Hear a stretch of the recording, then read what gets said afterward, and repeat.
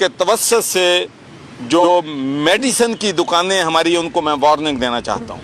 मेरे इल्म में ये बात लाई गई है कि ये जब ये कोरोना वायरस का इशू नहीं था तो उस वक्त ये लोगों को 10% डिस्काउंट देते थे और कम से कम 7.5% डिस्काउंट देते थे। मेरे इल्म में ये बात लाई गई है कि इन्होंने ये डिस्काउंट देना बंद कर दिया है।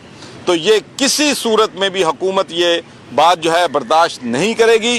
तो मैं इन मेडिसिनल स्टोर वालों को वार्न भी करता हूँ और मशवरा भी देता हूँ कि हमारे सब्र का इम्तिहान न लें।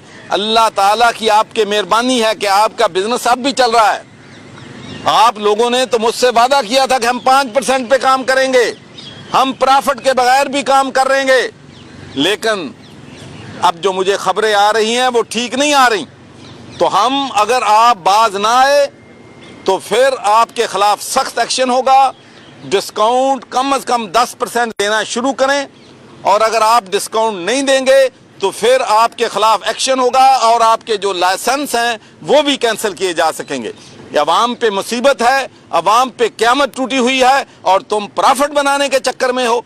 तो मेरा ख्याल है कि मेरी बात अगर जो सुन रही हैं तो आप उनको सुना दें जाके कि आई एम सीरियस। मैं जब मेरी दफ़ा पिछले मेरे पास आए थे तो मैंने उनको पूरा हेल्प किया था, उनको फैसिलिटेट किया था, और मुझसे उन्होंने वादा किया था कि हम प्रॉफिट नहीं कमाएंगे, हम 5% पे काम करेंगे, हमें अगर कास्ट पे भी काम करना पड़ा तो हम कास्ट पे भी करेंगे, लेकिन उन्होंने अपना वादा नहीं निभाया है।